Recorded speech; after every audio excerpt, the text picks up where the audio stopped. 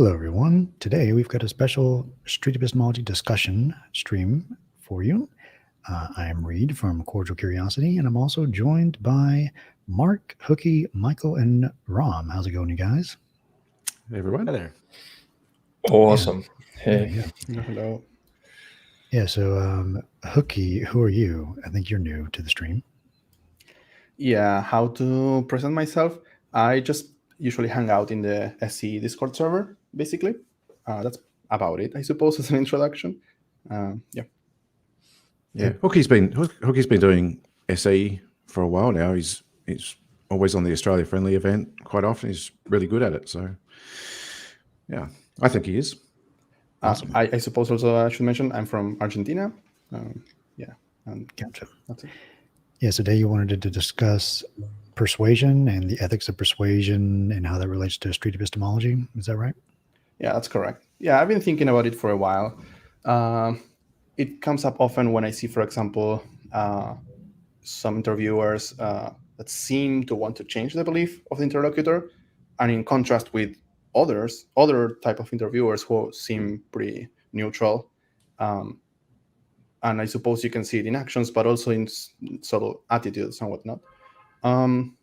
Yeah, and personally, I'm more of the thought of SE as an exploratory tool rather than to make people think more critically or better or stuff like that, which may not be the mainstream maybe line of thought in SE. I feel like many people in SE think more about certain specific good epistemology and trying to nudge the interlocutor towards that good epistemology. And as opposed to that, I'm more around the side of, well, let's explore your epistemology, whatever that is, and let's make it an open exploration without necessarily directing the activity towards, for example, evidentialism or observation or fact or a specific conception of truth, right? Gotcha. Yeah. There's this kind of spectrum of like when we're interacting in a conversation of like merely trying to understand or merely trying to explore or helping them reflect or nudging them to a good epistemology or trying to persuade them to a good epistemology or maybe even on the end of it, like trying to manipulate them into either a good epistemology or a different position of whatever claim. Yeah, there's lots to talk about. Any thoughts from you guys? Yeah, so I guess let's first of all set the stage, right, and explain to our viewers what's the differences, because I think we agree on most of the things about SE, all of us here, but what we should probably be mostly focusing on today is whether we should present SE as a tool. One of the goals for which could be, like when you're doing SE, you can have different goals, and one of the goals could be to change your interlocutor's mind. So we can be talking today about either it's okay to present SE in such a way, or if, on the other hand, we should be presenting it as something, as a tool where we want to refrain from changing other people's mind, at least to refrain from wanting that. And even if we do change their minds, or even if we persuade them, it's out of scope of SE. And this is not something we should advise for. Hooky, do you have a primary ethical consideration for the way you approach SE? If not trying to change someone, go ahead. Yeah, I mean, the way I started, this discussion started in the Discord server in the chat text, and I shared some thoughts about that. On one hand, ethical concerns, but specifically also about respect. So to me, respect is, and according to the psychologist Eric Fromm, for example, respect is like seeing the person as they truly are, or as close as possible, and accepting them the way they are. And that means like not wanting to change them necessarily. So from that conception of respect, I think my main concern arises. Now, that doesn't mean agreeing with the person or not taking any action, in regards to their beliefs or actions. Maybe someone has some harmful and destructive beliefs and actions. I don't claim, we should respect him, leave him alone, let him destroy the world. No. What I'm saying is the specific activity of respect involves a certain attitude of not seeking to change that person. When is respect appropriate or not? How does it interplay with other values? It's a difficult topic, I think. But my concern was, should we strive for respecting the interlocutor in SE in this definition? Should we strive for not wanting to change them or no? Right? So respect seems to be the primary reason.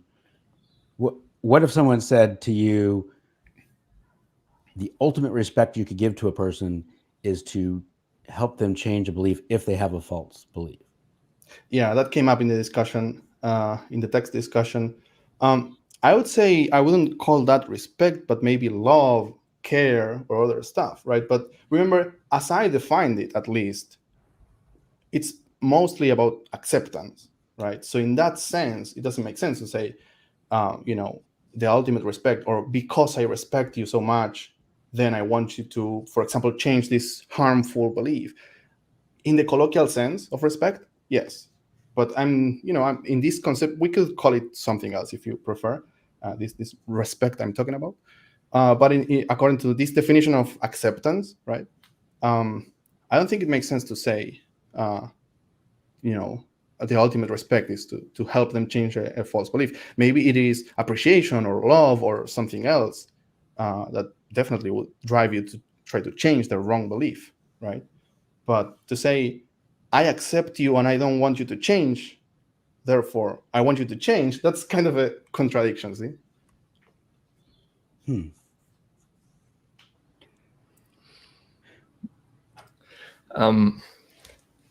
I just have some temptation to play devil's advocate here today. I'm not sure I should. And the questions come to mind, like, are you trying to persuade us right now, for example? Oh, that popped up in the text discussion, I think, and I forgot to answer it after all. Sure, you could. Oh, I think I did answer it. Yeah, sure, you could construe every human action as trying to persuade, or any discussion as trying to persuade. So I'm not sure that's very useful, maybe. But yeah, you could say I'm trying to persuade you guys to consider this. I guess if you maybe, I know you've talked about this, but maybe I just don't understand your definition of respect, and maybe I just need that clarified. Like, what you mean by, when you respect someone, what does that mean? I got this idea from Eric Fromm, and I think also Alfred Adler, the psychologist, talks about this a little bit. It's like Alfred Adler. Okay. Adler, yeah.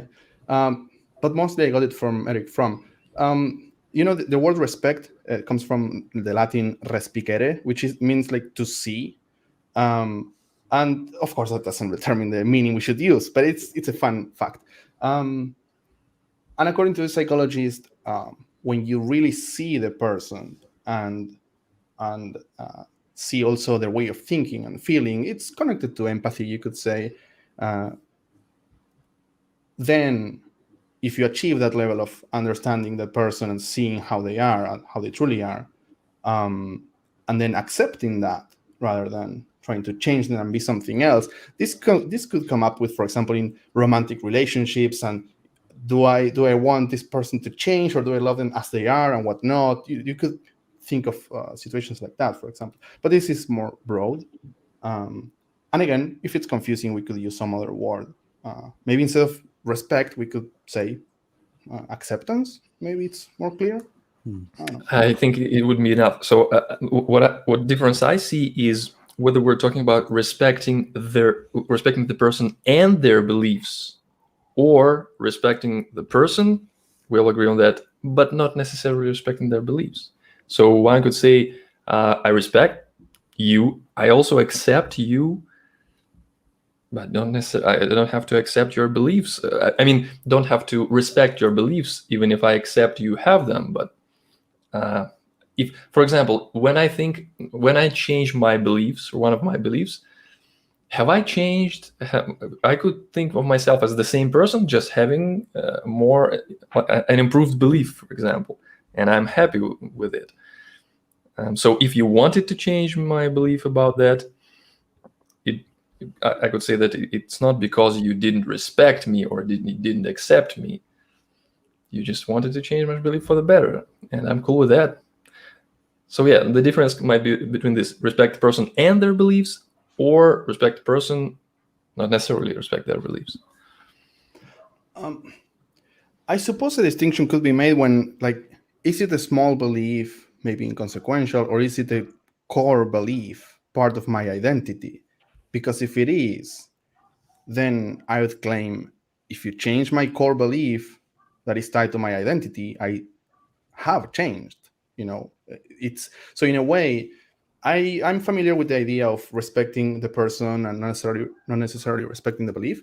But I would say, and especially with my definition of respect, the more relevant approach is to see the person and the belief as a unity in a way, as a package, especially if we're dealing with, core beliefs that are tightly connected to the identity, right? Because if, let's say, someone has a specific religious belief and it's a really important part of their identity, if I want their religious belief to change, I think it's fair to say I also want them to change, right? In that sense, if I respect them and I don't seek to change them, then I shouldn't want to change their core beliefs and their identity, right? And also, to clarify, I'm not saying respect should be applied always at all times in all activities or something like that. Respect has this it sounds nice and it sounds bad to say disrespect, right? But disrespect could be warranted or justified. I don't know. Just to clarify, I'm not making a moral claim necessarily when I talk about respect. Maybe this would be a good visual to help us get some clarity. What I'm hearing you say, there's different goals we can have on this spectrum of respect in SE conversations. And it goes from disrespectful to respectful. On like the respectful end, like all the way is just merely to understand. Maybe helping people to reflect is still fine and respectful. But where should we put the change mind / persuade? And it depends on the belief I'm hearing, that if it's an identity belief, it's potentially more disrespectful, or if it's a non-identity belief, potentially less, or maybe in the middle. Where do you think we should put these on the scale? I'm not sure if they change in the horizontal axis. It's more like if it's a non-identity belief, then it can make sense to separate person and belief, I suppose.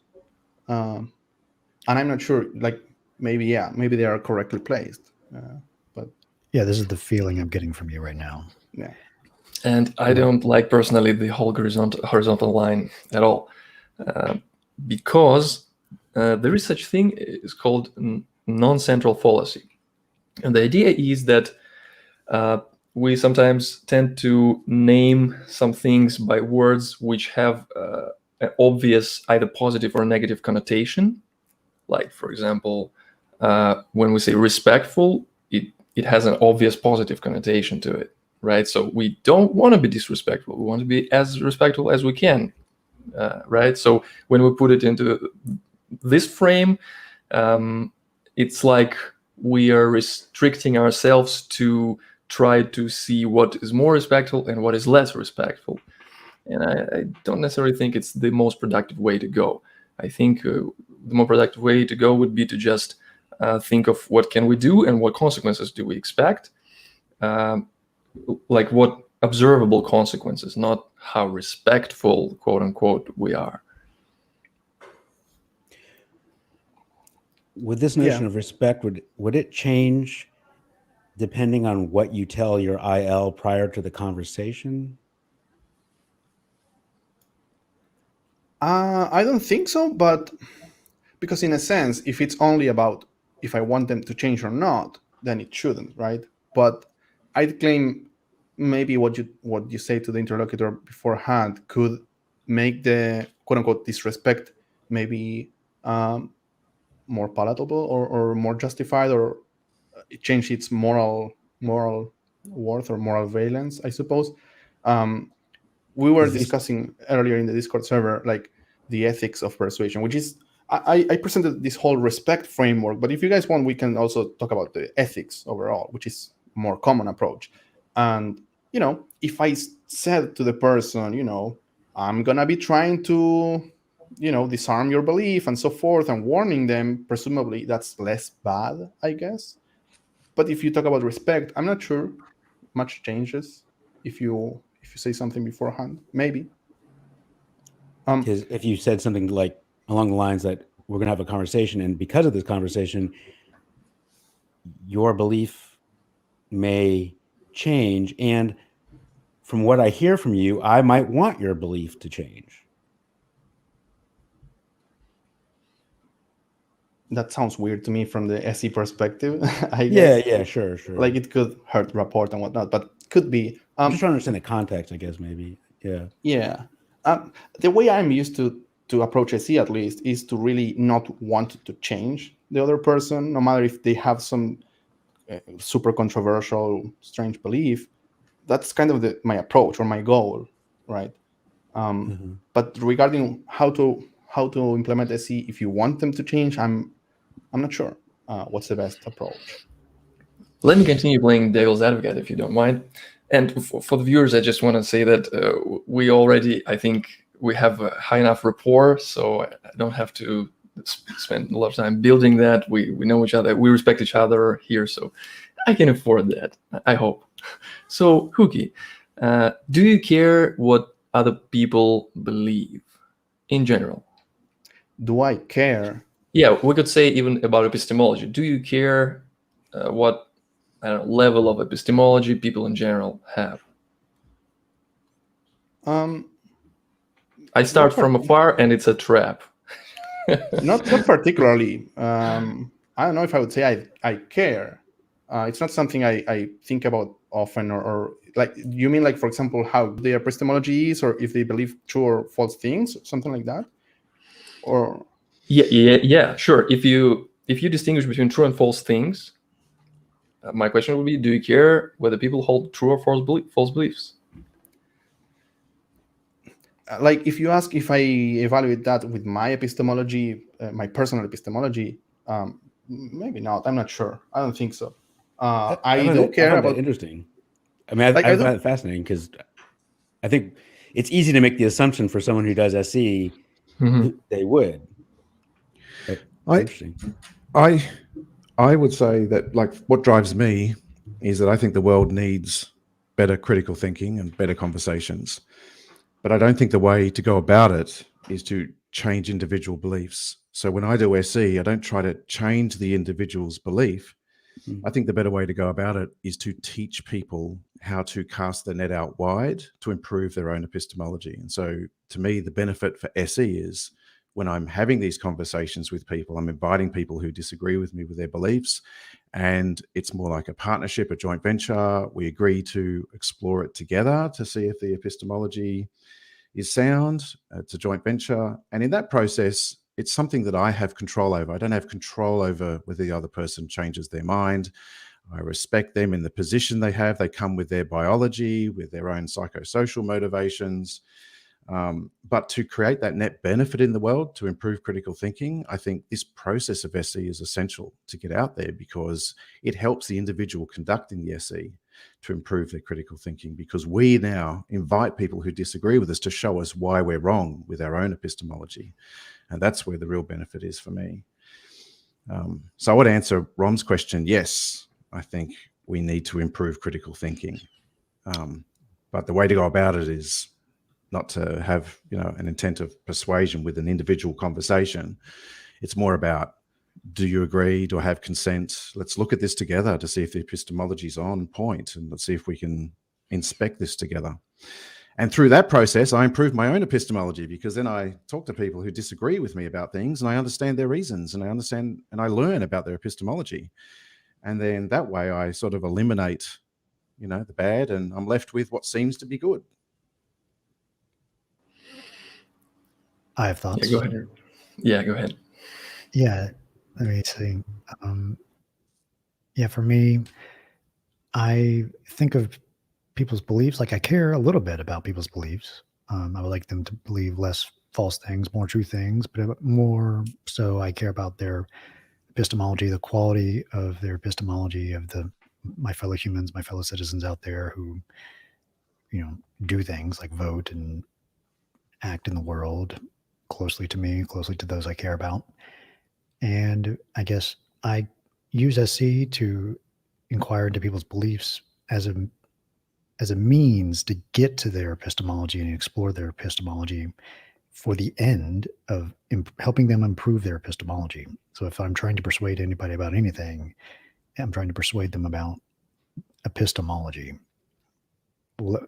helping them discover for themselves if the reasons make sense to themselves, and that would ideally help them become better critical thinkers, as Michael said. Yeah, I think that's compatible with my view as well, Reid. Like, I don't need them to change. I don't try to persuade them to change, but I find that by doing this, there's the opportunity for them to improve their epistemology as there is with me. So I think that's compatible. Yeah.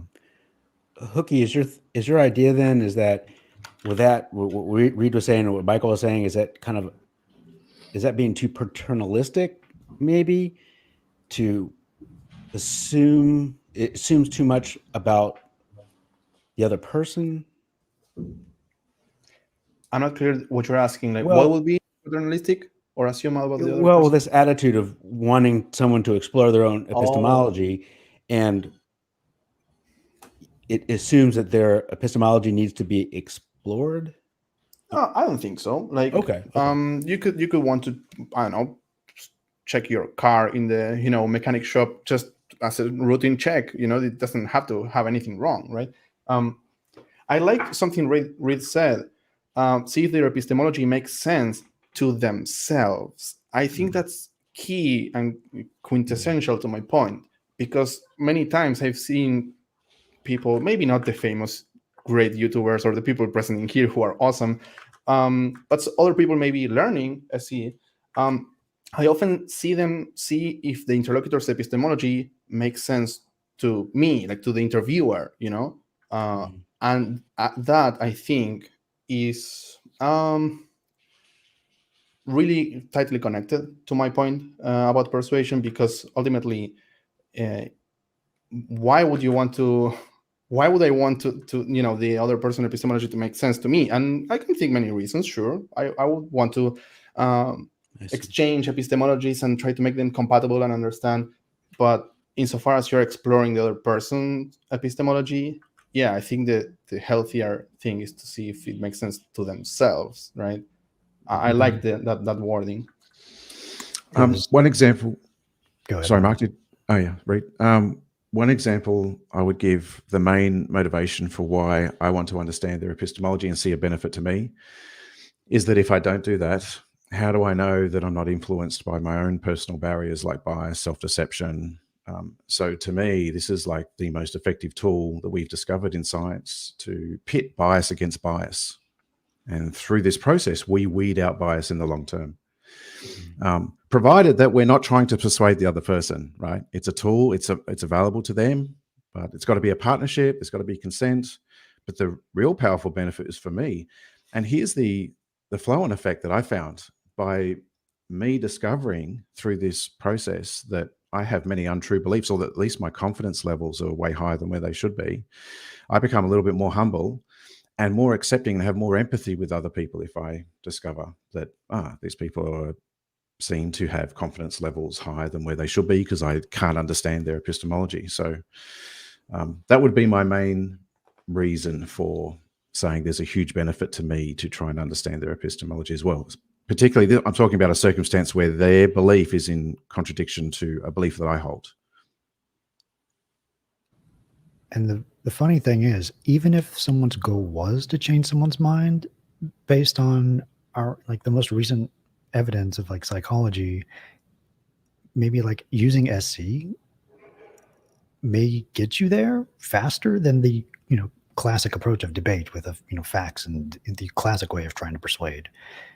So it's kind of funny that even if someone did have the goal of wanting to persuade, if you just used SE, you might get there faster. That's pretty funny.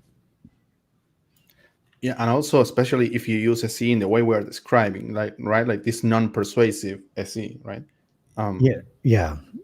And the more people get that vibe that it's not an attack, it's not something adversarial, it's just some guy who's curious and trying to help me think about something for himself, for me. This is not adversarial. This is just us thinking about stuff in a fun way together. That process seems to go a long way to helping people change their minds. But it's so funny, like if that's your goal going into it, people can pick up on that, and that hurts the process. Yeah, I agree. I mentioned in the discussion on Discord this paradox, right, between these things. There's this quote by Carl Rogers that says, the curious paradox is that when I accept myself just as I am, then I can change. Now, I kind of made up a modified version, which is when you accept someone the way they are, then you empower and inspire them to explore the possibility of change. That's kind of how I see this process and what you described just now. And also, these famous people like Daryl Davis, which is pretty famous in the circle of SE, and also Christian Picciolini, which is a neo-Nazi deconverter, a former neo-Nazi leader. These two people talk a lot about empathy and connecting with the person, and they seem really aligned to this idea of non-persuasion and more focused on empathy and respect. Yep. And there's I think, like, correct me if I'm wrong, but I think there's heaps of empirical evidence that demonstrates this is the case. If you look at, and I know I've spoken about coaching before. When I use the word coaching, I mean it in a professional sense. Most people think of coaching as like, the sports coach or something like that. So when I use the phrase coach, I don't mean someone teaching someone anything. I mean equal adults asking questions, help the other person to self-reflect. And there's a plethora of research out there in high-performance coaching that organizations invest money in it. You just need to go to a research house like McKinsey and Company and see the published research there that shows that when you engage in coaching like this, and SE is a specialist type of coaching in the sense that we're not teaching, we're asking questions. That's how we find solutions. And high-performance cultures, that research shows that high-performance cultures embrace this type of communication. That's how they find solutions, to problems in the workplace. But it also goes back to the psychology. I think you mentioned, Hooky, like you mentioned Alfred Adler. I think he was the first one to come up with the idea of seeing other people as equal adults, and the idea of I think he coined the phrase superiority and inferiority complexes. And Mark can correct me on this because I might be talking way out of place. But that's at the heart of it. Like, in order to do that, you need to come from a place of non-judgment. You need to be honestly seeing them as an equal adult, reset your biases, and just ask questions as a coach. And that's where the research shows that's an effective way to have a conversation, because it doesn't trigger defensiveness when you're coming at it from that point of view.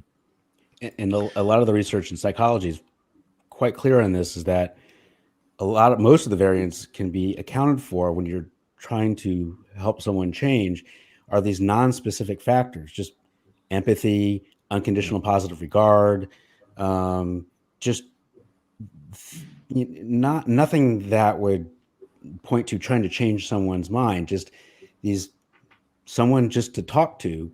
And that actually can be shown to account for more of the variance of the change than any specific practice someone does, whether it's like cognitive behavioral or psychoanalytic or anything like that. And so I think it does speak to that. Yeah, it's interesting. I think we all agree on that we want for another person, we want to understand our interlocutor, and we want for them to be able to check their beliefs against their epistemology on their own, right? So we all agree with that. We all agree with respect and empathy, stuff like that. So the most difficult part of this conversation is to just pinpoint what we don't agree with, because it seems like we were talking about the same thing, but at the same time about separate things. So here's my next question. You were talking about how if we accept another person, we empower them to change on their own. So my question is, what's the difference?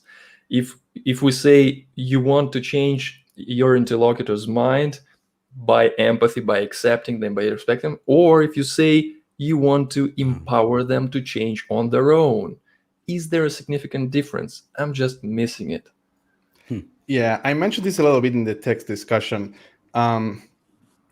So I think that the intention is important. Attitude is important. It's like when those old philosophers, Aristotle or whomever, said, can you do a virtuous action by accident? Maybe I help someone, and no, you need the virtuous intention, right?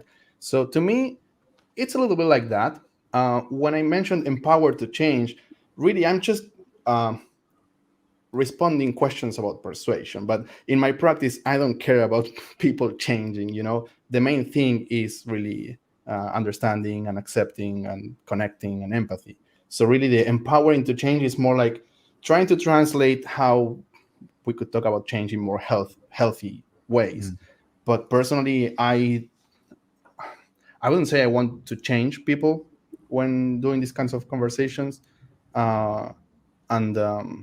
And again, it's a paradox, right? That's when I brought it up. I mentioned the Carl Rogers paradox and then my own version, but it is indeed a paradox in a way, right? And I'm not sure there's an easy answer, but I think intention is key. I could have a conversation with the sincere, intention of not wanting to change them. Then, if they change their mind for whatever reason, okay. But the intention, I think, is crucial in this.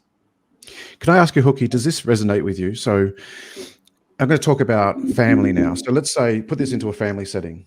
Let's say that I want my son, my daughter, I want to empower them to change, to improve their critical thinking.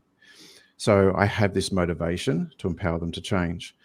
But to me, it seems, and I want to see if this resonates with you, it comes down to consent. So I have to respect their choice as an equal adult at the end of the day. If they don't want to engage, even though I want to empower them to change, I have to respect that.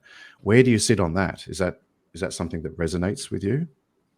I'm talking about them as adults, adult children. Okay, wait. At first I thought of children, like smaller children. So can you repeat the question? I'm not sure I followed. You're asking about consent. Let's say we have a good family friend that we care about, and we want to empower them to improve their critical thinking.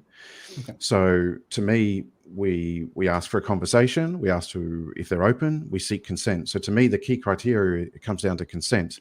You can want to. I think it's okay to want to, because we all have our biases. I don't think anyone can be bias free.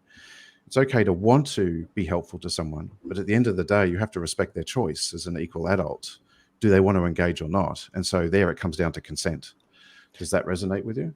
Yeah, it does. I don't have any clear answers though, because the topic of the relationship between consent, respect, and persuasion, I haven't thought too much about that in detail. So I'm not sure how it works, but for sure consent is a great step in the right direction.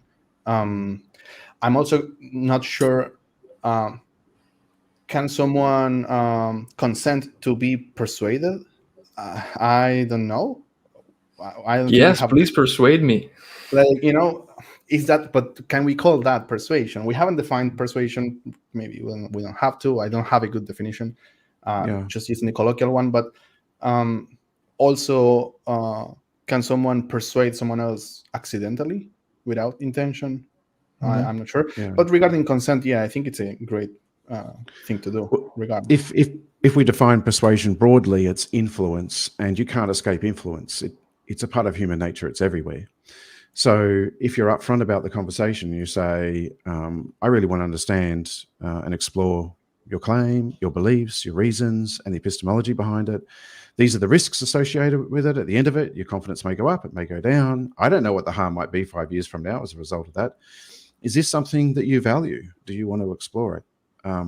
In that sense, there's influence. You can't escape it, but they're consenting to it. Yeah, they're consenting to it. So to me, that's being respectful, because you're consenting their choice as an equal adult. You're trying to make it as fully informed as possible. Does that resonate with you? Yeah, and to clarify, it is respectful in the colloquial definition, right? Yeah. In the respect of that I was talking about, acceptance, I suppose it depends on what's in your heart. If you accept them, or you're really thinking, well, they're kind of an idiot for believing that, inside. Yeah. So that's what to me defines acceptance. Let's call it acceptance. The thing I was talking about. But yeah, I resonate with asking for consent on the conversation, explaining the risks. I think sometimes it's hard to really get a good consent. Like, if you look in medicine and other types of fields with informed consent, you are supposed to really explain the consequences and whatnot. And I feel sometimes, for example, let's say a religious person comes and I want to interview them. I think it's hard to put into words how big the risks can be and when getting consent, I think that's relevant, right? It's one thing someone believes chocolate is the best ice cream, and then maybe a belief in God is a separate topic, right? And I feel like when getting consent, I feel more care should go into thinking exactly how we explain, consent and the risks, because, for example, I've seen people going through really rough times in which religion was the only thing helping them stay alive or stay without harming others. I've seen it. Now, if they join an SE server or if they stumble upon an SE practitioner on the street, I'd be worried, I guess. You know what comes to mind? I use this over and over again. The Chinese farmer, the story of the Chinese farmer. Like, yeah. Good. You ever really know? Yeah. But one thing you mentioned, which resonates with me a lot, is when you talk about, are we really accepting them? The acceptance. And the reason why that resonates with me, I'm thinking of like the communication model that I was introduced to by Rom, which I think goes hand in hand with SE, is nonviolent communication. And so I think your actions afterwards demonstrate the acceptance. So it's a difference between making a request and making a demand. And if they refuse, how do you treat them afterwards? That demonstrates whether that was really a request. So that was my thought on that. That makes me think a quick thing I just realized.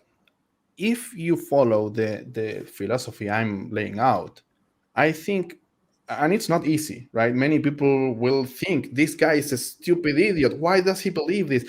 It can be difficult. But if you truly can accept the person, I claim rapport goes through the roof, and it's very easy to form and maintain. And I think that's good for human connection. It's good for mutual understanding and good for, growth overall, and even improving critical thinking.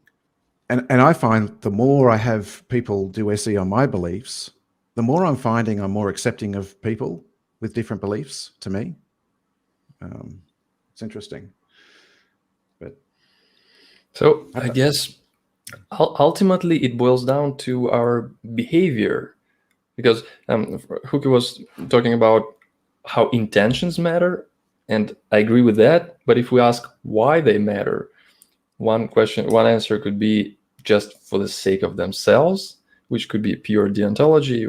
We can get into that, but I'm guessing that we're interested in not only pure intentions for the sake of themselves, but also for our actions in consequence and what happens, right? Yeah. And I don't think it's just intentions on their own, like philosophically. I think there are consequences. Like what I was saying earlier, if I think my interlocutor is a fool, I think he can tell. It can be subtle, it can be unconscious, but I think they can tell. And that alone is one reason to foster healthier intentions and respect and acceptance, which again is not always easy. But I think on its own, this intentionality, this focus on intention, I think it's important because of really certain attitudes and an attitude, a disposition that it makes you have, having an accepting intention. It just brings something to the table that you cannot fake. I don't think you can. I would claim you cannot fake acceptance and true acceptance and empathy. You can get close, but I think the interlocutor feels belief. We're talking about. You're talking about the person or the belief when you're talking about your acceptance. Like I mentioned before, both. But again, I don't mean agreement. It's more like, okay, I get it. I get it from your worldview. You believe this, right? In that sense, it's acceptance. It's like almost just being able to say, yeah, I see why you believe this in a calm manner. If that's a good metric, maybe. People sometimes get upset and they think this is a stupid belief. Okay, that's not acceptance, right? But I'm not talking about agreeing with the belief at all. Yeah. Right. You accept That it. sounds to me like accepting the person, but not Yeah, that's what the it sounds belief. Yeah. Sure. Again, I go back to, well, if it's a core belief of the person tied to their identity, it's maybe hard to make the distinction, but I get your point, and yes, it's focused on respect on the person, yes. I have friends that I think hold beliefs that are really unfounded, but they're friends. I care about them. And so I think I respect, I hope I respect them. I think I respect them. I care about them, but I don't respect their belief. Like, I think their belief is completely unfounded.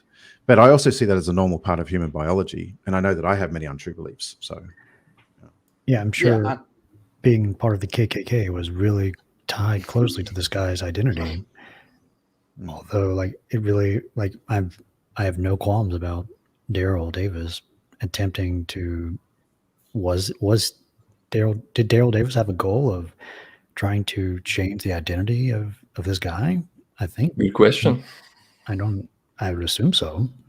But he also, it's very clear when Daryl Davis speaks, like, he also gives this guy dignity. He's his fellow human being. He doesn't think of him as a less than. He's just mistaken about his beliefs.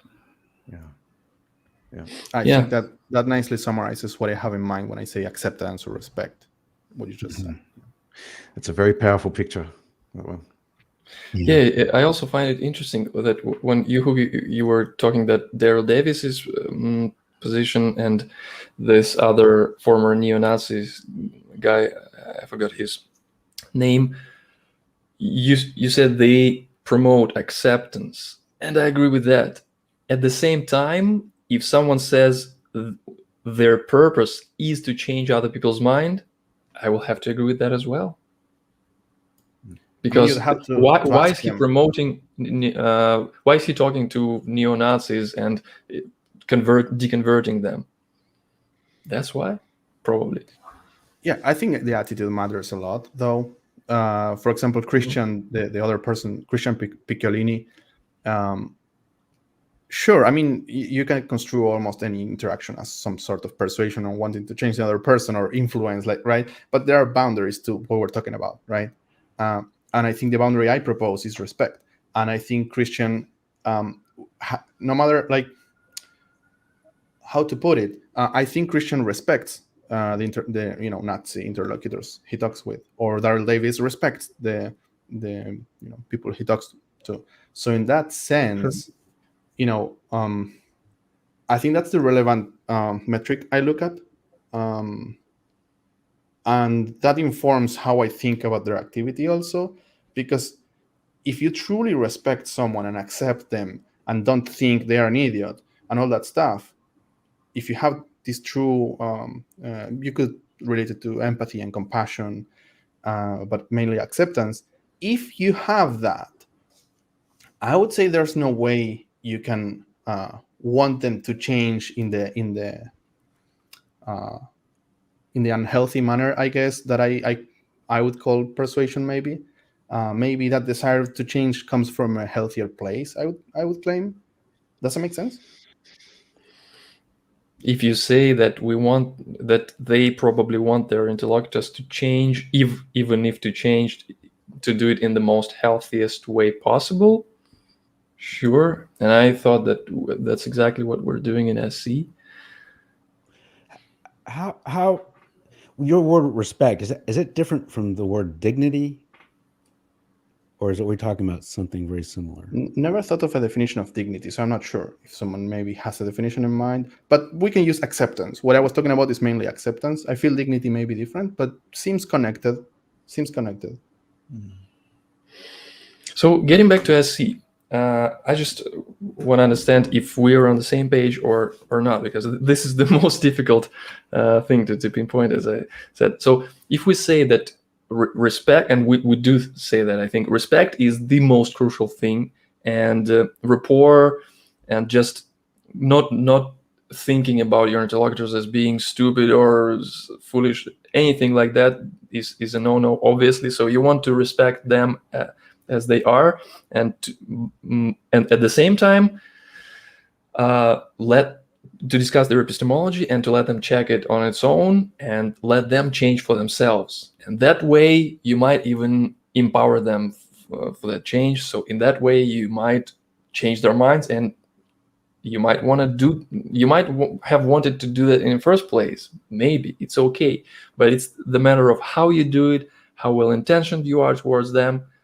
Would that be something you go against and think we still shouldn't mention anything about changing them or empowering them to change in SC? No, that sounds much better. I think that's pretty aligned with how I think. Something you say at the end, I forgot the wording already, but I'd be careful with maybe imposing my own epistemology or my own beliefs into this. Like factoring that in can be tricky or risky. So I'd say, I think it's fine to, from this place of acceptance and respect and empathy, empowering them to maybe improve their epistemology. That's fair, but I should be careful not to set the direction and set my epistemology, my belief. As long as it's directionless, I feel that there's no risk for me to be doing bad stuff unintentionally, right? Sorry, Hooky, go ahead. No, just saying, because, for example, there are certain claims or beliefs that are really popular. Like, I know people say Nazism is bad. And sure, like 99% of people agree. That's easy. But with less extreme beliefs, it can get nuanced, right? So I wouldn't want to, persuade people into my mistaken beliefs and disguise that as, yeah, I accept you and I'll empower you to change. No, I would want to have this directionless, like, I don't know how to say it, very broad and general empowerment of, let's all improve our epistemology with no specific agenda, no specific epistemology, no specific belief, but rather let's reflect together, right? Yeah, so that's where I see, I agree with that. And I think a lot of beginners to SC make the mistake, as I've done, and I still do many times, of injecting bias at the outset. So we start with broad, open questions. What's your main reason? Is that a reliable way to know? How so? So that we can learn from them. They can self-reflect, so we're not injecting our bias. But then we can narrow it down. I feel like, I'd like to get your view on this. I feel like we should narrow it down if it's really a joint venture, because the purpose is we want to explore the epistemology together. We have consent on that. So I want to learn from them first, get them to self-reflect. So I ask these broad, open questions. But then at the end, the second round might be, what's the main argument you've heard from people that disagree with that? And then I still might learn something from them. I'm still not injecting my bias. And then when I get to round 3, if my bias is still sitting there and I want to know, then I don't see why it's bad at that point to ask them for their view. Hypothetically, if someone was to say, this is not a reliable way to know because of X, Y, and Z, what would your main reason be to disagree from that? So I see it as like a chained response. But what are your thoughts on that? Does that make sense to you? Yeah, and again, as long as you do it without thinking they're an idiot, I think it's like, I think that's a safe, first rule, baseline. And it seems obvious and easy, but lots of people struggle with that, and they do think the interlocutor is an idiot. So I think that's a big deal to keep in mind. If you don't think that, I think, sure, it's fine, and you can ask those questions for sure. Yeah. This is the distinction between ignorant and stupid. Like, I don't want to judge people to be stupid, but, guilty. I am judging people as ignorant in many of my conversations.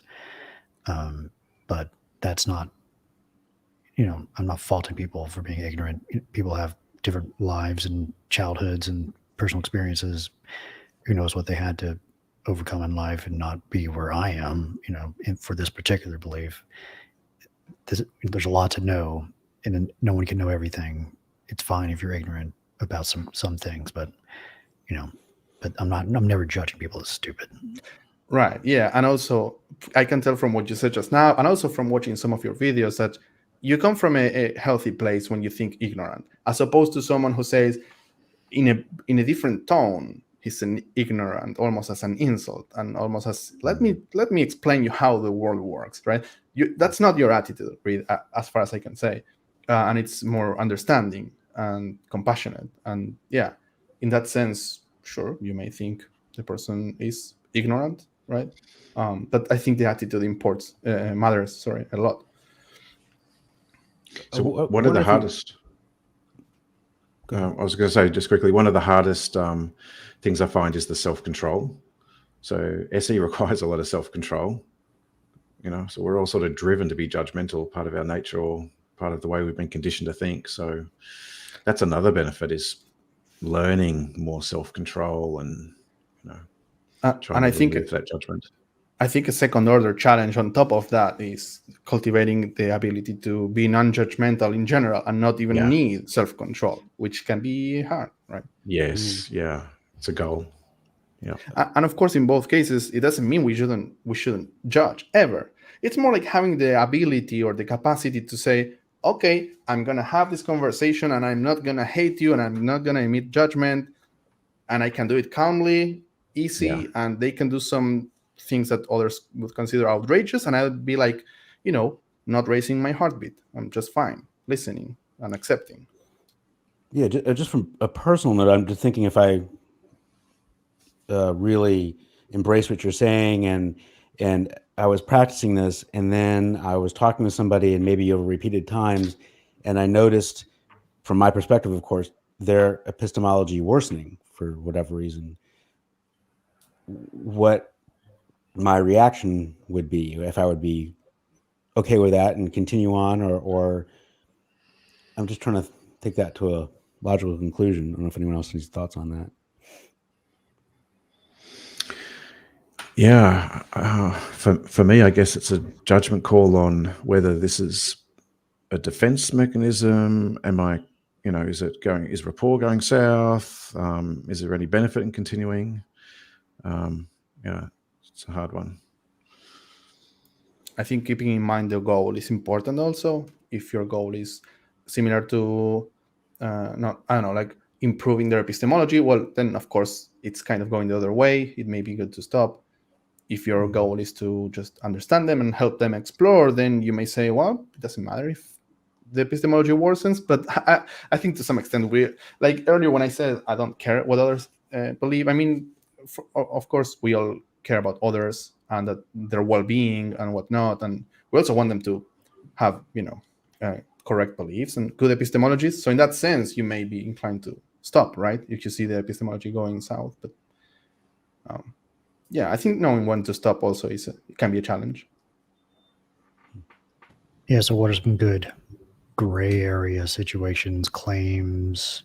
Where should we stop if we encounter this situation? Are there claims that we should not talk about?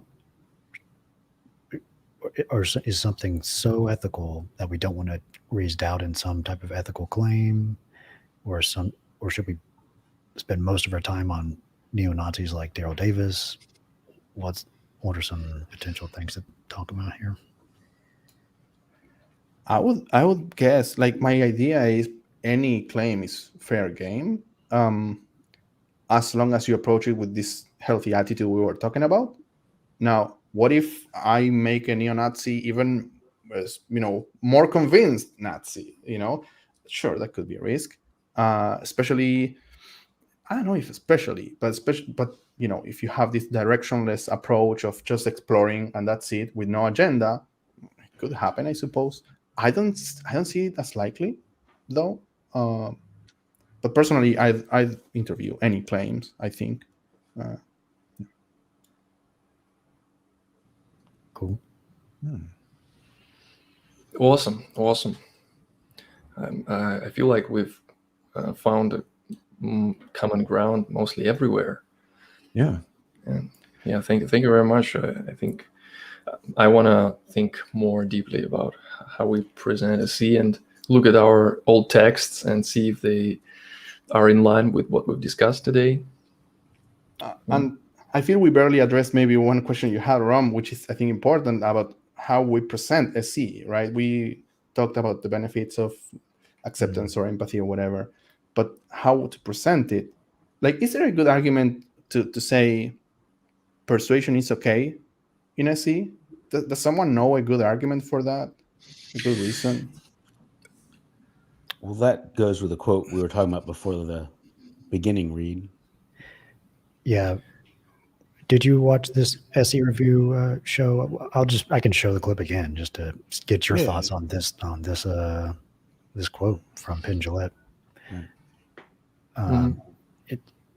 You should be able to understand the context of what he's saying here. And I've always said, that I don't respect people who don't proselytize. I don't respect that at all. If you believe that there's a heaven and hell and people could be going to hell or not getting eternal life or whatever, and you think that, well, it's not really worth telling them this because an atheist who think that people shouldn't proselytize, just leave me alone, keep your religion to yourself. How much do you have to hate somebody to not proselytize? How much do you have to hate somebody to believe that everlasting life is possible and not tell them that? I mean, if I believed beyond a shadow of a doubt that a truck was coming at you and you didn't believe it, that truck was bearing down on you, there's a certain point where I tackle you. And this is more important than that. There you go. Interesting. Sounds like a moral duty to persuade almost, what he's talking about, right? Mm-hmm. Yeah. It's like the opposite of the spectrum. Yeah. If persuasion is influence, then you can't escape it. Influence is everywhere. It's part of human. It's the environment we live in. You can't leave your house and not be under influence. But I think we're talking about a specific category of influence, yes? Like, sure, everything is influence or we cannot escape it, but we're talking about an intentional, focused, right, influence, a very specific type. In the past couple of days, I tried to learn more about persuasion. I bought 2 books on Amazon, and I couldn't get past 5 pages because I hated every word. It was like all very unethical manipulation. And I was like, what the heck? That's a special type of influence compared to, I don't know, influencing someone by giving a hug or something, I'm talking about specific type of influence here. Yeah. Do you see that everything we've discussed now is compatible with that clip? With that clip, what do you mean? Well, if we hold beliefs, we believe that the world needs better critical thinking. So we go out and we spread that message. But if we have individual conversations, we respect the decisions of the individuals, do not engage, we don't force that on them. Is that consistent with that message that we just heard?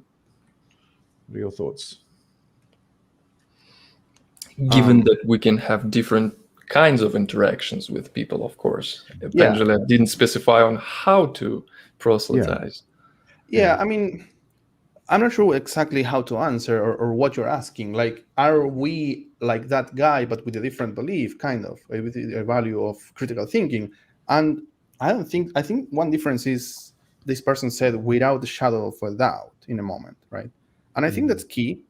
When you're trying to persuade someone and you have 100% certainty, that's one thing. But if you have less than 100%, you have room for doing something bad in this persuasion, right? And I don't think we usually operate at 100% certainty anything, right? Yeah.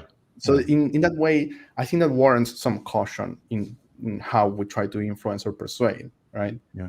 And a lot of times we're acting out of implied consent as well. Like in that example he gave of if my son was about to walk, or let's say Hooky, let's say you come to Australia and we're going to the beach down at Burleigh, and you're keen to get there because it's such a good beach, and you cross the highway and I can see you're about to get hit by a bus. Well, I'm going to grab you and pull you back, right? So it's more than persuasion. I'm going to physically control you. But there's implied consent there when I do that. So yeah, and I feel it's very risky to extrapolate that to all sorts of non life-saving actions, right? Like, I mean, let me rephrase. it's easy to construe my persuasion as life-saving action. You know, like I'm gonna save you from your stupid religion, or I'm gonna save you from your stupid atheism, right? So it can get tricky if we employ that lens, right? Yeah. This idea of saving others. There's this quote by all Zen masters. I don't remember who says something like, "Compassion is not thinking of the other person as needing to be saved." And I kind of like that. You know, it's this yeah, in a way, this acknowledgement of their own agency, I suppose. And again, it's fine to want to influence and improve the world, but how you do it and how imposing you are, you know, can vary.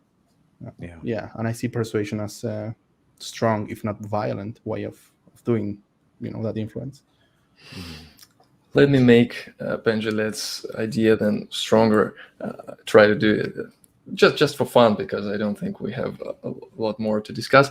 So I would say that it goes not necessarily towards beliefs that one should be 100% confident, first of all, because even if you are 90% confident in something that's very good and you have strong evidence that it should be, say, exactly 90% around that, it also could be argued that it's worth proselytizing, or however we call it. Also, it shouldn't go only towards beliefs that are life-saving, I think, because one could say that almost anything we do is important, not necessarily life-saving, but changing our level of well-being, and that is in itself what we value, not only saving lives.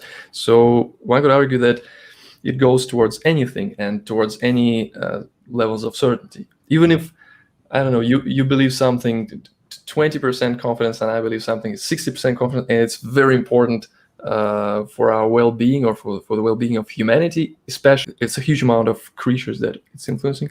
One might want to proselytize just as well. I'm not saying we should do anything about it. I just wanted to make the statement a little bit stronger. Yeah, and I think you can think of a gradient, like, okay, the more confident I am in my beliefs, and the more I think persuading others will improve their lives somehow, then the closer I get to some shady terrain of risk and, you know, risky persuasion, right? That includes the 100% case and life-saving, but also your other examples, right? So the more you get closer to 100, the more you're convinced you're helping the other person. I think the more attention you should pay to not being you know, persuading in a I don't know the word, shady manner. Maybe not shady, but risky. Right. I don't know. Yeah. So it sounds like a heuristic. Mm-hmm. Yeah, this is the fundamental assumption from the first book from Peter Boghossian that makes SE a worthy hobby for me, and now more than hobby. But that's part of why I was inspired to do this. Yeah, that's a pretty good quote. Yeah, and what a reliable form of reasoning means, you know, I think it's good to keep it that pretty agnostic. Maybe, I mean, there are, you could claim, right answers to what good epistemology is, I presume, and rational thinking and evidence and whatnot are very famous.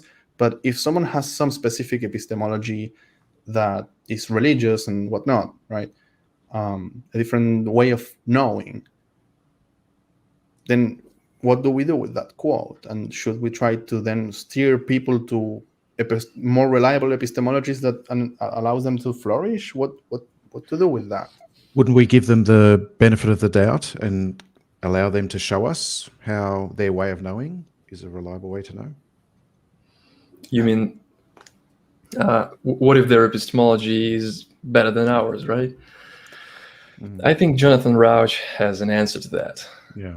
So he would say that just as we have it with science and scientific knowledge, we have a general consensus, societal way towards understanding what are the right answers to how the world works. Just as well, we can apply the same methods towards identifying the best methods. So society and history, science might show us what epistemology is more reliable. And it doesn't say that right now any one single person knows what the best epistemology is. But at the same time, it's not to say that we just guess and any epistemology is just as good as any other. Yeah. And I like that, because one of the objections I hear often is that, the whole idea of, okay, so we're fallible, and then we want to like cast our net out wide, and we want to eliminate single observations to minimize the assumptions we have, the less ways to be wrong. And that very thing is built on an assumption itself. So how can you have 100% certainty about that? That's a common criticism I hear. But this approach from Jonathan Rauch, it's like it's an attitude we adopt, and it's the best thing we've got, right? So if you've got something better, show it to me. Show me what you've got. Until then, my attitude is that I'll rely on logic, because logic seems to be the best tool, most reliable tool that we have to reason our way through these things. Yeah, not sure what the alternative would be. Yeah, I don't know. And there may be one. I mean, maybe I can imagine someone's got a pathway to truth, and they have a pathway to truth, but they just can't show me. I can imagine that, but it's of no use to me.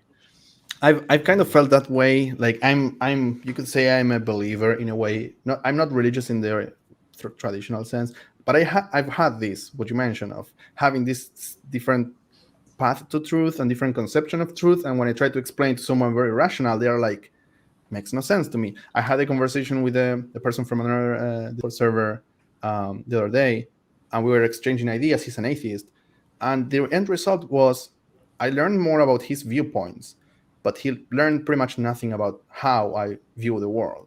And I would even claim he weakened my spiritual beliefs a little bit. And I didn't feel quite good about it, actually. It was a weird experience. And that also left me thinking, and empowered also this discussion as well, I suppose. It wasn't a C, though. But I'm curious, like, is that maybe a separate discussion, maybe for another day, is at the core of SC critical thinking and evidentialism and whatnot? Or is this more like an empty shell that we just fill with the interlocutor's epistemology, we explore, and that's it? So can you help me to understand that a little bit better? So can you rephrase that and just like for example, I recently asked in the server a little poll. Like, one option would be SE is oriented towards evidence, facts, observation, reason, logic. What does oriented mean? Well, it's kind of like a soft, subtle direction, and we ask questions towards that, but we're not persuading or imposing. It's more like we kind of go there, versus option number 2 is more like we just want to know what the hell is going on in the head of the interlocutor. I don't know. I don't care about evidence or whatever. Gotcha. Show me how you know what you know. Okay. Which one is it to you? So I can share my view. So my view is, at a high level, open to everything. I want to know what truth is, but to me, SE isn't really about discovering truth. It's more about discovering whether my confidence is justified. And the best tools I found are empirical tools like falsification. They limit the assumptions I have, so there's less ways to be wrong. But I'm open to someone using different tools. So naturally, when I ask questions, I use these tools. I ask, what could you observe? It would decrease your confidence. And I use the outsider test. It's based on law of non-contradiction. But I use those tools, and that's because they've demonstrated in the most reliable way. When I say reliable, not just internally with me, but interreliable as well, right, amongst many people. Yeah. But I am open to any method. So if you've got something outside of that, show me. And that's why we ask broad open questions. Like when we ask these questions that are based using, they could be seen to be using as empirical tools. We ask questions using those sort of tools, but we leave them broad. Is that a reliable way? How so? And then they get to share that with us. They get to demonstrate to us how they know things or how their confidence level is justified. What do you think, Reid and Ron? Mark, does that make sense? Yeah, we were talking about Jonathan Rauch He has some rules for liberal science, this game of liberal science, which he claims is like the best way to mitigate conflict, to manage this conflict. Conflict is inevitable with all of us with different biases. So what's the best way to manage it? He has some rules, and I like them. He says no one gets final say. This is fallibilism. No one gets personal authority. This is objectivity. Truth must be recognized as public.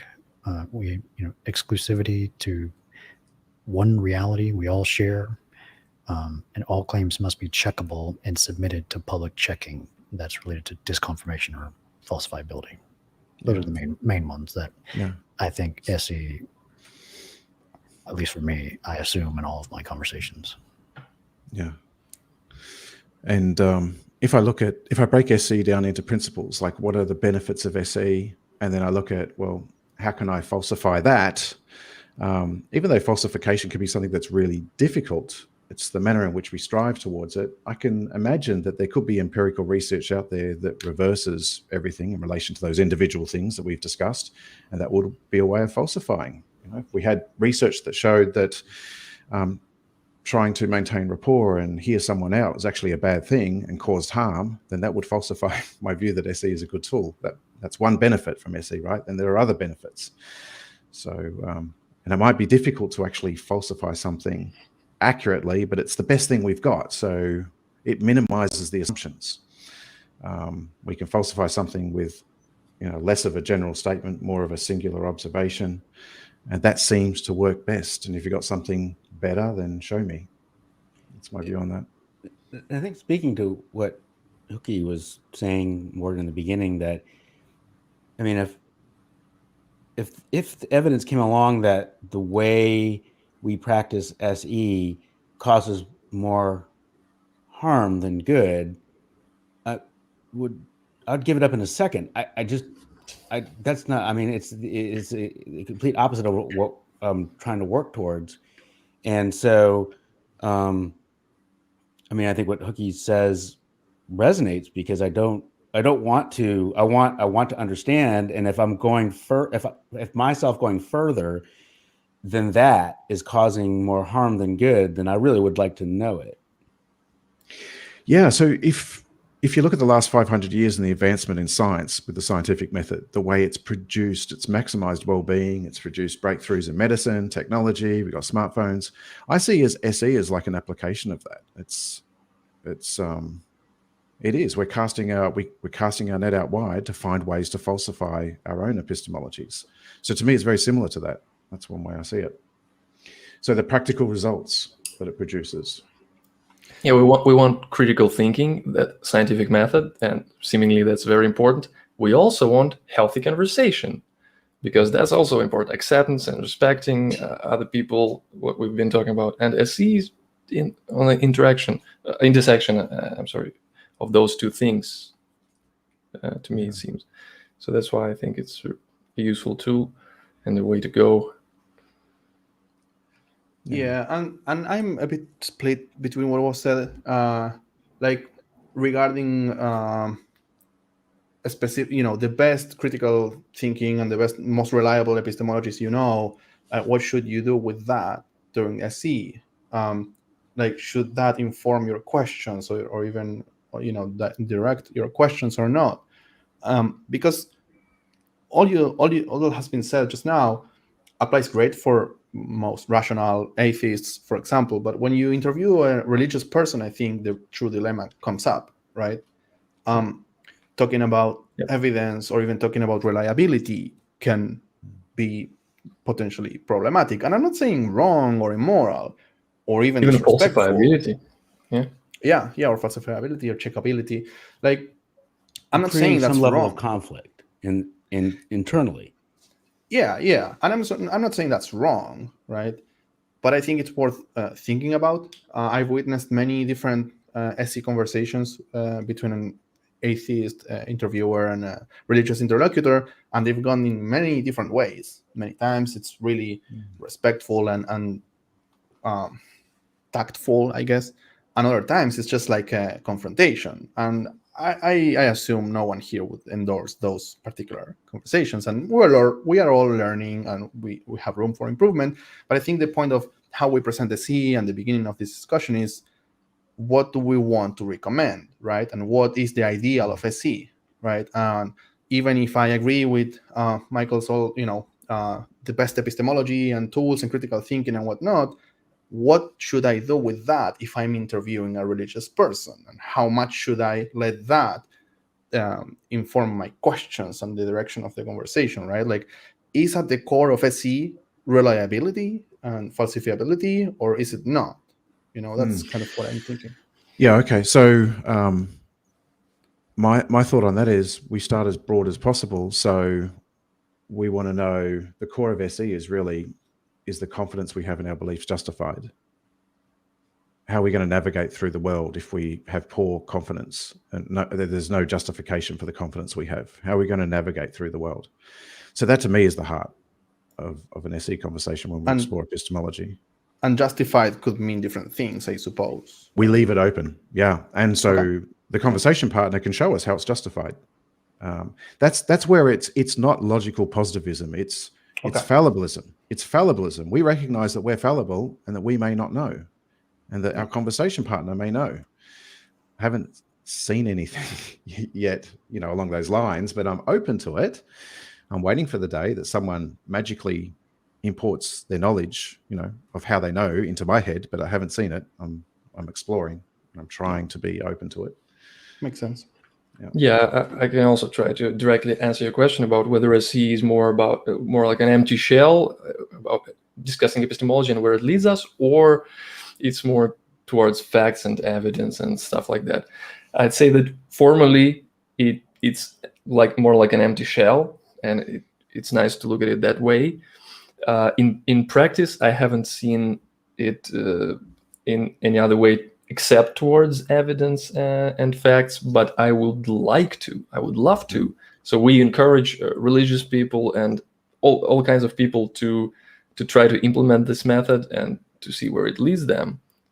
It would be awesome. So it's just that even if it's a formally empty shell, we still do have preferences. We do have epistemologies. We have understanding of what's reliable, what's preferable, and whatnot. And yeah, from what I've seen, it's mostly about consequences and evidence and stuff like that. Yeah. But I'm totally open. Yeah.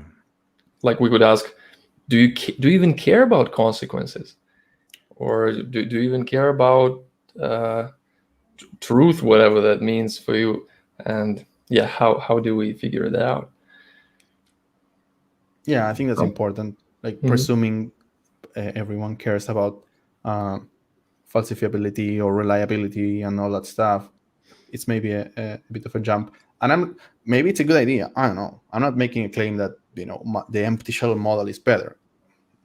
Depends a little bit on your goal, I guess. But it could be better for the world to just disrespect the interlocutor and crush their beliefs and impose evidence. I don't know. Maybe. Yeah, I don't claim that, but.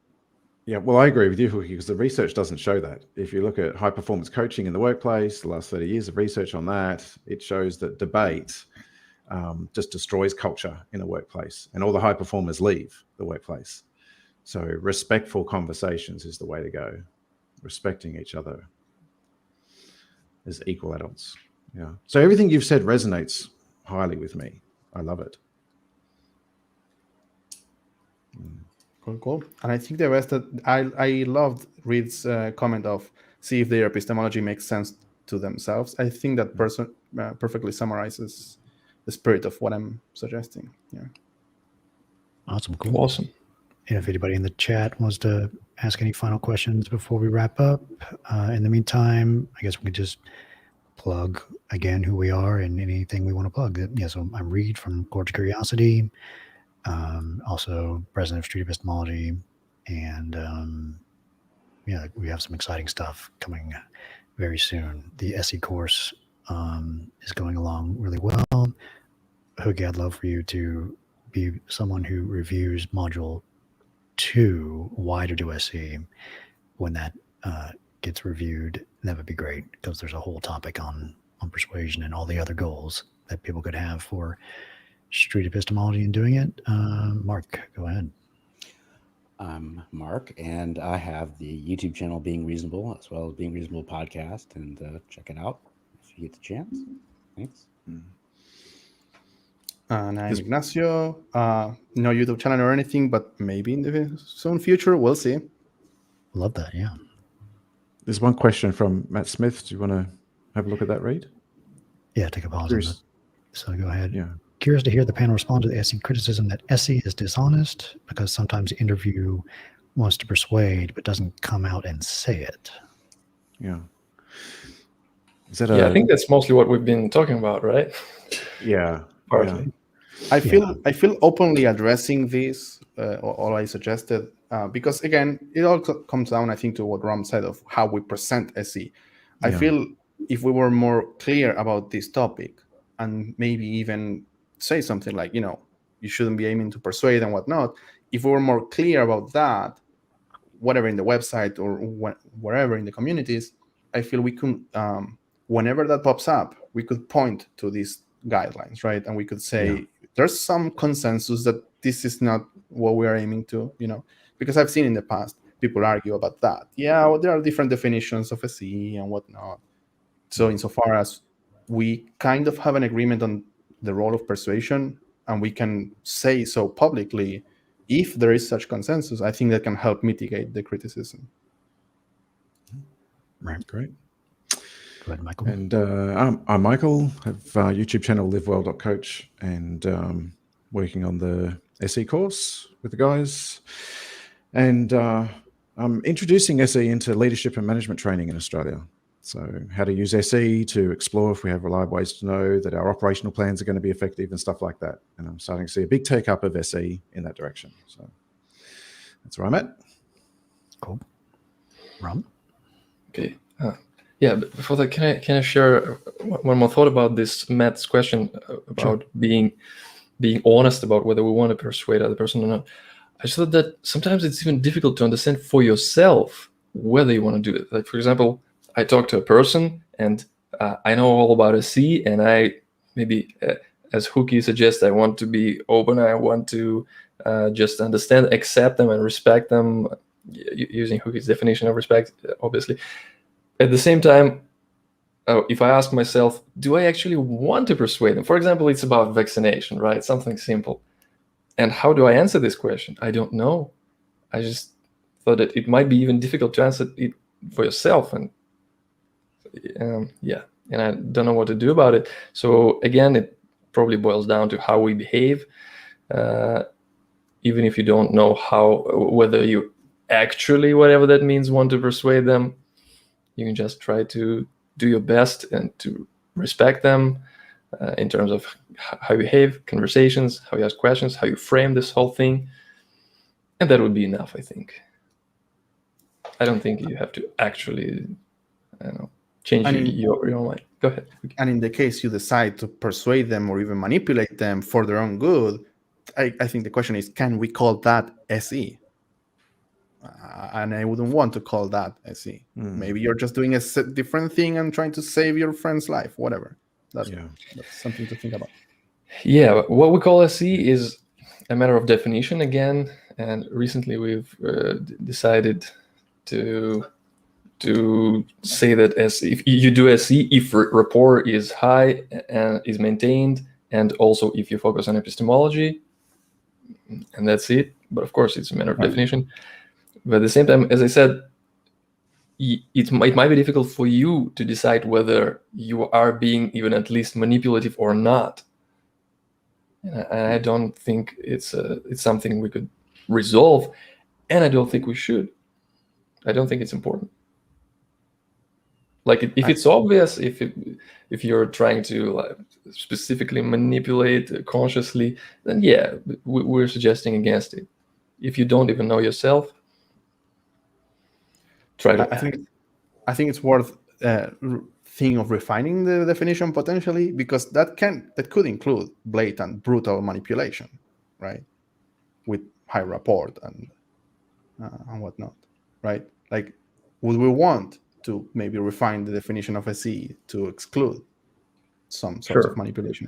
At least that's a great question. Yeah, that's a great question, and I think we don't want to exclude that, because if it looks like a duck, if it acts like a duck, but it's not actually a duck, why do you care? Like, for whatever you can see, whatever you can observe, and for whatever the consequences you care, if it's a duck, act like it's a duck. All right, so yeah, I don't see a problem with that. But if it shows that a person is being manipulative, if it shows that it breaks rapport, and consequently it's not a C anymore. No, like good manipulators can keep rapport, I would claim, and that worries me a little bit. But anyway, it's probably worth discussing more even. Yeah, that's an interesting question. Yeah. Yeah, so these types of discussions, I'd glad to be doing more. Maybe I'm sure we'll have a list of a bunch of criticisms that we can do more discussions about. And yeah, look forward to it. Awesome.